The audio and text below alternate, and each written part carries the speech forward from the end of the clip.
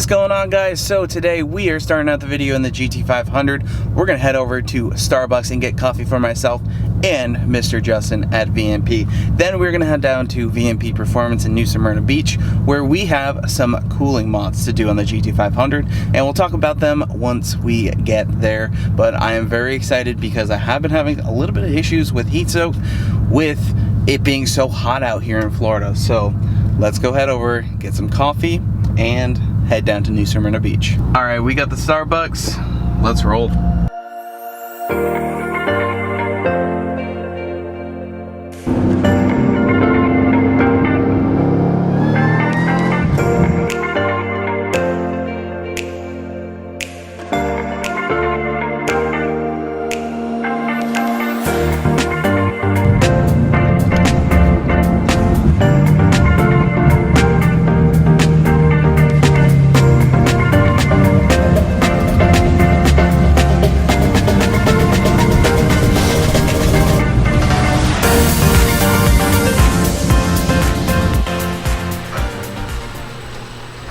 Alright, Justin, I know you don't have Starbucks on the way. Thank you very much, Andrew. Alright, now that you got your coffee, now that we're both awake. Both awake. So we got some mods. Your car's on the lift. Yep. The hood's open. Let's go over to the warehouse and pick out your parts. Alright, let's do it. So many parts. Could it be headers? Ooh. Could it be a supercharger? Ooh. I see you zooming in close on that. All the race car Today, parts. Andrew, we are going to address all of your heat soak concerns. Yes. And get you a VMP triple pass dual fan heat exchanger. Because now we're in Florida summer.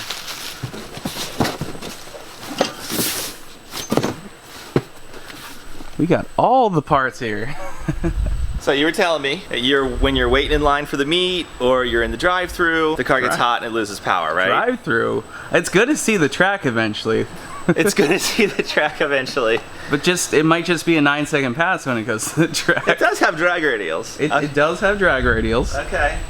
So But in traffic in this Florida heat, the IAT2 temp, 150 degrees, 140 degrees, and as a tuner, you know, we're not doing anything there. On 93 pump gas, when air temp gets that high, you gotta start pulling timing. And when my professional driver raced a GTR in Mexico, you saw the first pass laid out the gap train. Okay. Play that clip now.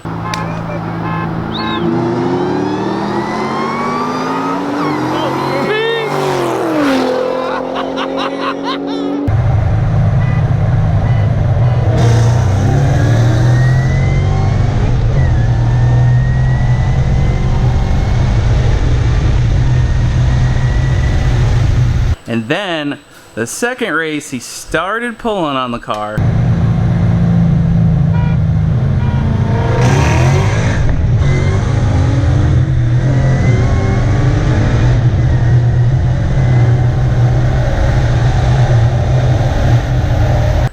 Third race.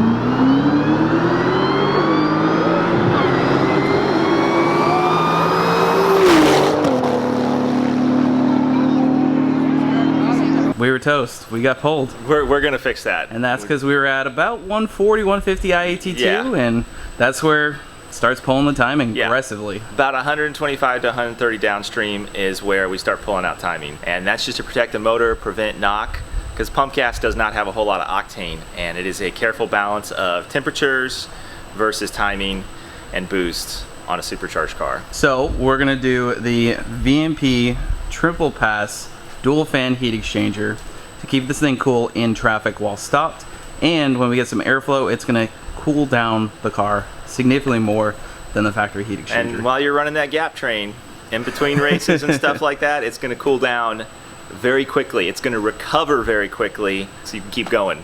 Yep, and on top of that, we're gonna do a 170 degree thermostat since these have a 190, is that correct? 192, 195. Basically, I see in the traffic, I see about 205, and then it'll cycle up to even 216 before it starts coming down. And we don't really want the coolant temp that high because then everything in the motor is hot and that transfers into your IET2 as well. Exactly. So we want to see this somewhere around 180, 190, a max of about 205. Exactly. Let's get to work on this thing, man. Yeah, let's do it. So this install is pretty easy, right? I mean, it is. It is very easy. We're going to start by taking off the radiator cover.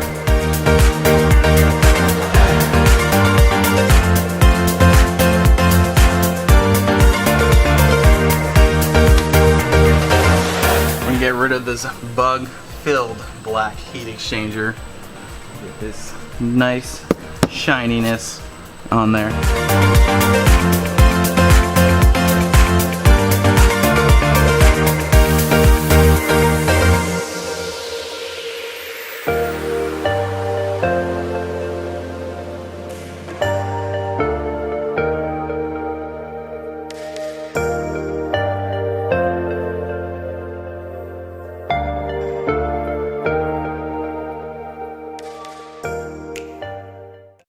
So, bumpers off. Bumpers off. Your fog light connectors were a little bit tight, but we got them. So, getting rid of this big old black eyesore with all the love bugs. Yeah. Now your car, Andrew, has got the track pack. So it's got the auxiliary oil cooler. Oh, I didn't even know that. Auxiliary trans cooler. Isn't there a diff cooler in this? And then there's the diff cooler. It's about 50 pounds of extra weight. Weight reduction? Let's take it all off. Yeah.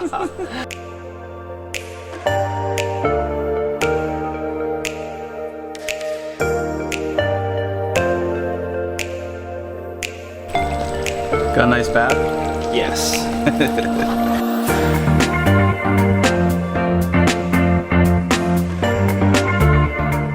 Picked up a cigarette butt. It's a smoker too? So, before we get too far into this, I do want to explain that this here and what we're installing is not the intercooler. That's commonly confused on supercharger cars. This is called the heat exchanger. Justin? The heat exchanger, or the LTR in OEM terms, low temp radiator. So this cools off the water that the intercooler core under the blower heats up.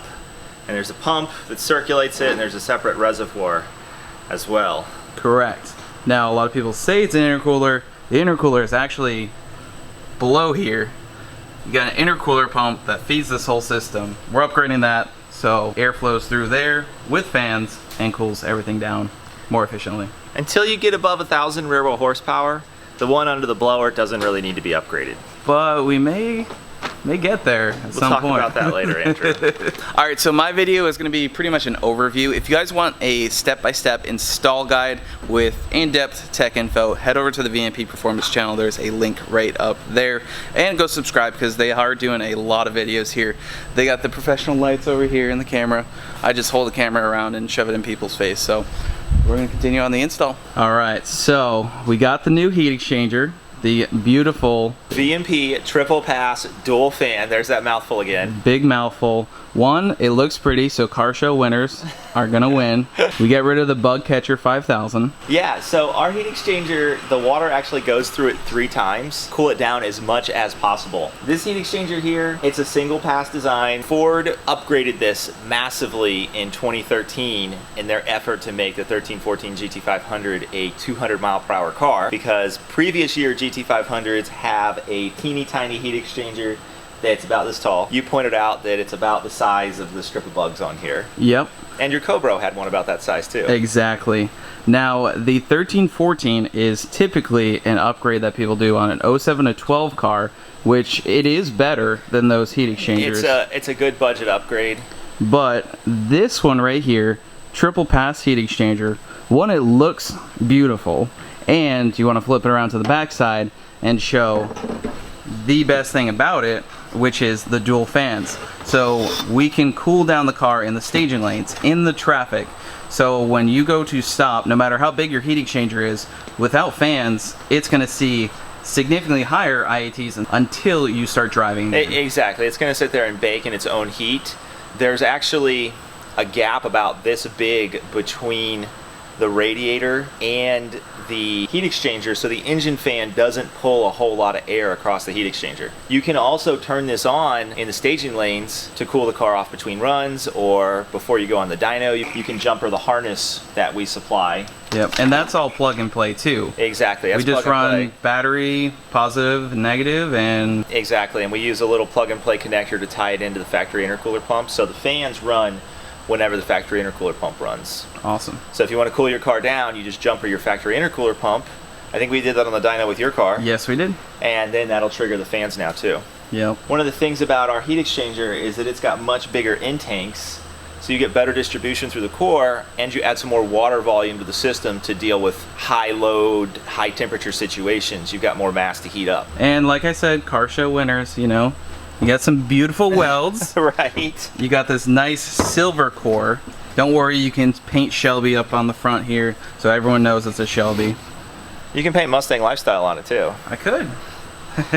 One of the other things that always comes up is people say, oh, can I just put fans on my factory 1314 heat exchanger? Like, that would be the ultimate. Well, when I first got my 1314, I looked at it and I said, darn it, Ford mounted the heat exchanger in the direct middle, so there's not really a whole lot of room to put fans on the back or the front without cutting off the mounting brackets and moving the unit around. So, and this is for my GT500, but this is the same unit you guys use as Roush upgrades and on the VMP Stage 3 packages. And the Roush heat exchanger is quite funny because that is very thin. It's very thin. You know, and the thing that everybody says, well, my car's fine. You know, I don't really need to spend this on spend this type of money on a heat exchanger upgrade. As you pointed out in one of your videos earlier, you get one hit with those tiny factory heat exchangers and they just can't recover fast enough. Exactly. This thing's going to recover within 10 to 15 seconds. By the time you slow down again and make another hit, you're already going to be pulling all that heat out of the water. Exactly.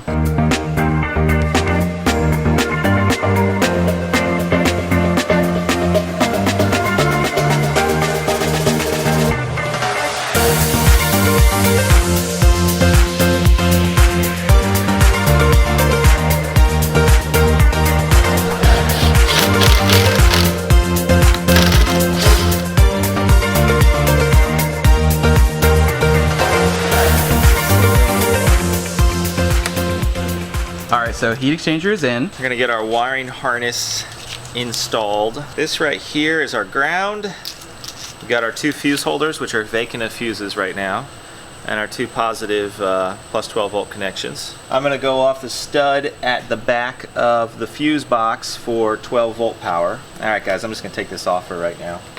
And then your fan connections, just right down here.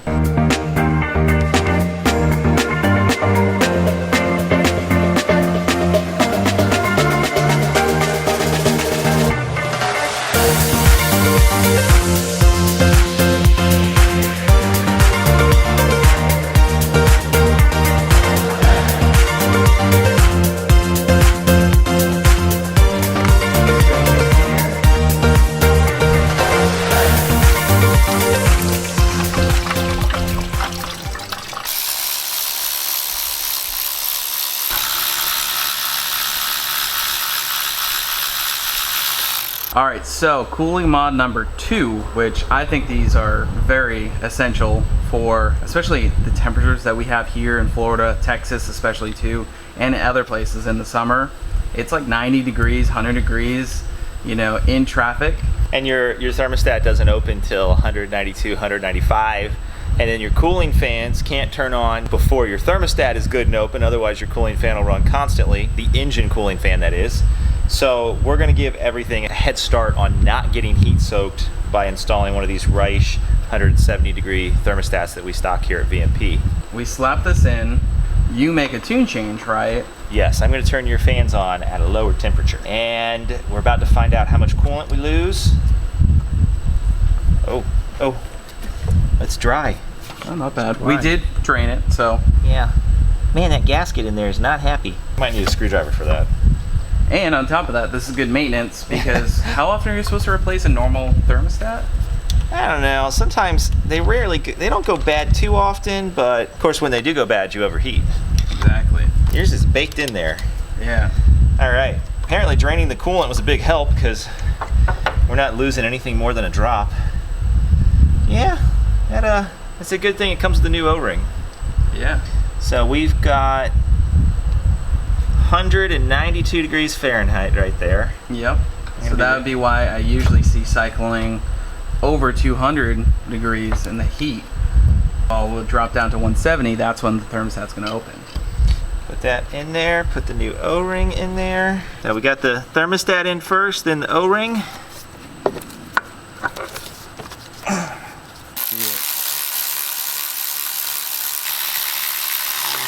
I'm gonna tighten those by hand for good measure.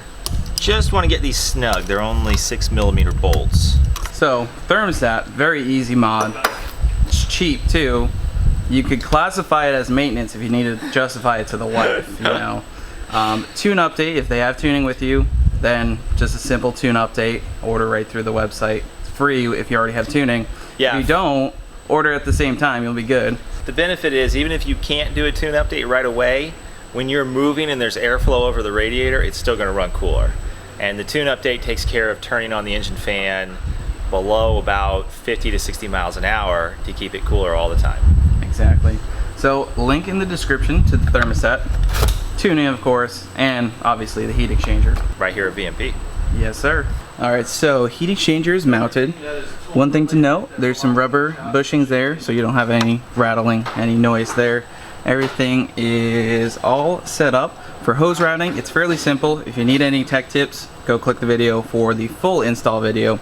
The harness plugs into 2 fan connectors down there. We got our 2 relays mounted over here.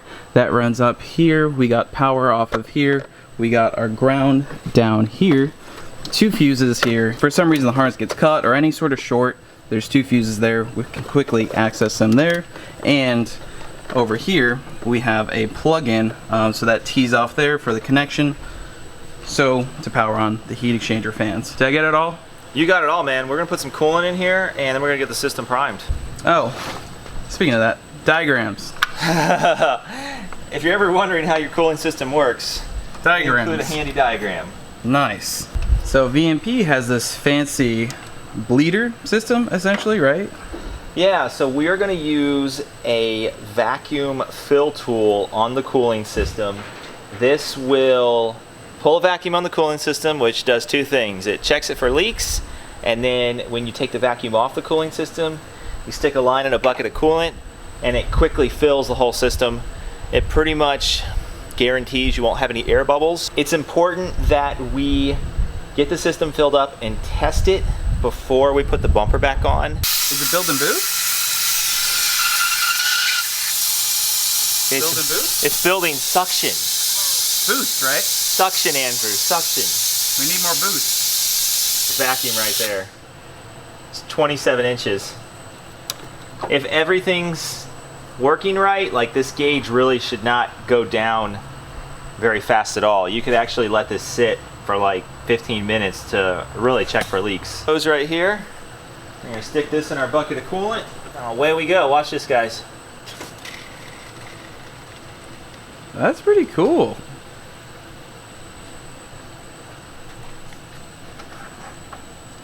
So it takes all the air out of the system and vacuums it right in. Yeah, and replaces it with fluid. No bubbles. That's genius. It's like you guys know what you're doing. We try. We try really, really hard. So, do you remember which relay it is from when we were on the dyno? I took this out so many times when I was fixing the intercooler pump. That one. There it goes. And pop a fuse in right here. It's fan number 1.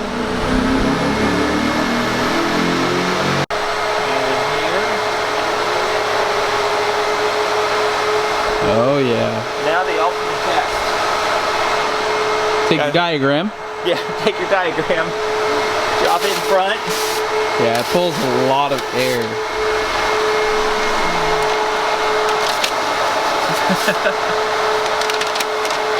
It's sucking the life out of me.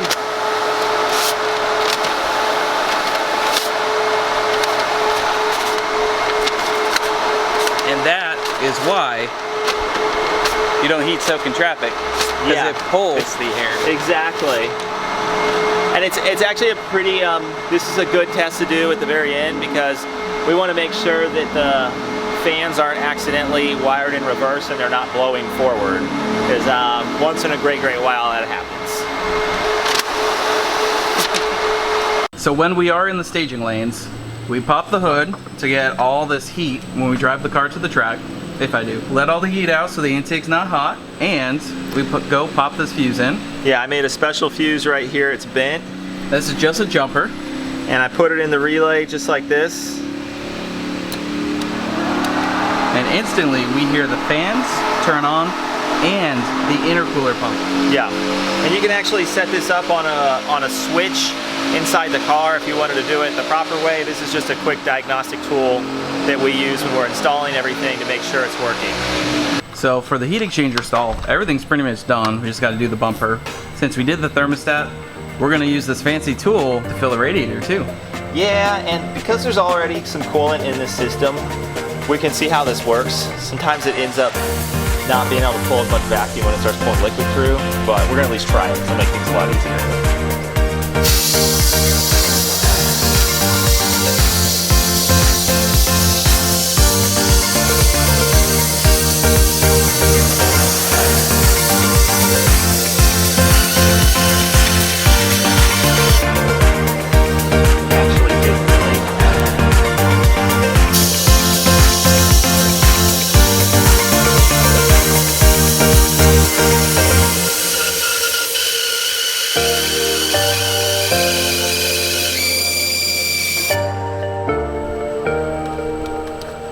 Bro, something wrong with your radiator hoses. Yeah, You should get that checked out. there's no flow in there. And suction. You'll see the hoses start to expand.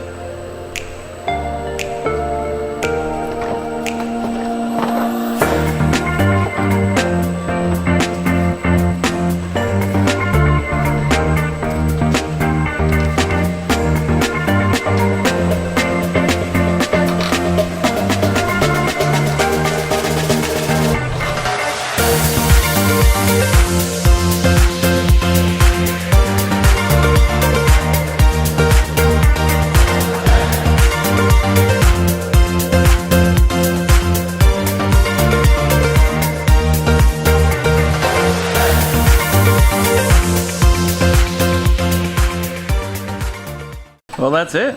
That's it, man. Alright, so we just wrapped up the install on the dual fan triple pass heat exchanger from VMP on my GT500.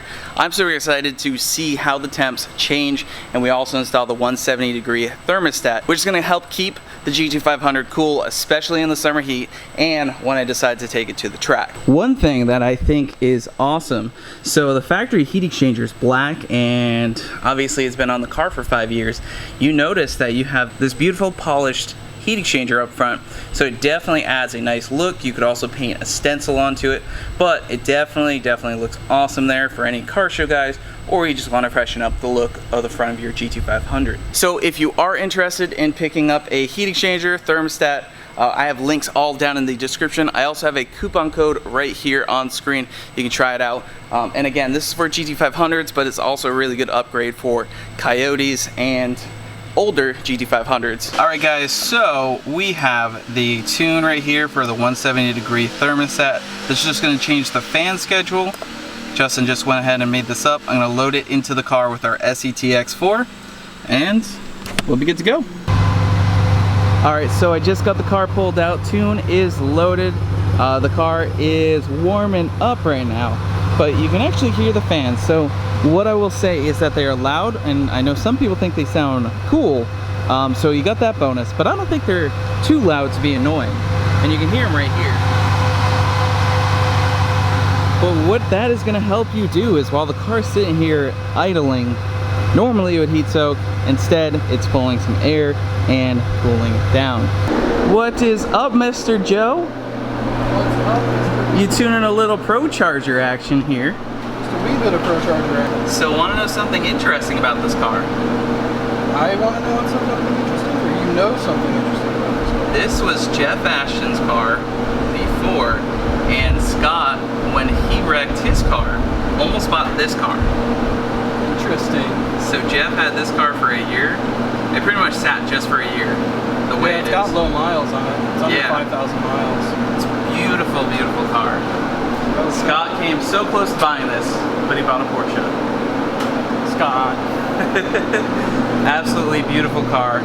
Those of you guys who do know Jeff Ashton, he had this car, Supercharged MSD Performance Pack Premium.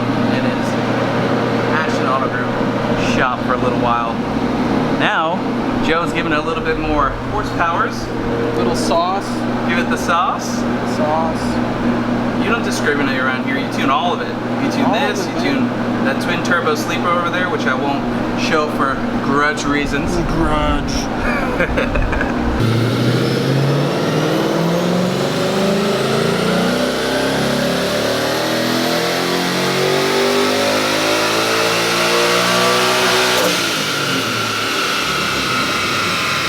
All right, Joe, what do you got? 561 and 460. On super low boost. Mucho low boost. Nice. Yes, sir. All right, guys, so it's 90 degrees out. I'm sitting in traffic. I did a few polls. We're seeing 180 coolant temp, 118 downstream, and 108 IAT. So our IAT, we're actually just seeing pretty much 10 degrees over ambient or intake air temperature, which is basically the equivalent since the air is measured there. So we're driving, we're seeing a little bit of drop, and our coolant temp is staying right where we want it, right at 180. So it looks like we're doing a job. It is hot out, guys. I mean, it's showing 93 right here. So we're definitely seeing some heat. And this is a significant drop from the 216 I was seeing in similar conditions in traffic. So, and that was the coolant temp. Then the IAT would be somewhere around 150 in similar circumstances. So I am seeing a much better decrease in temperatures since we did the thermostat and the heat exchanger.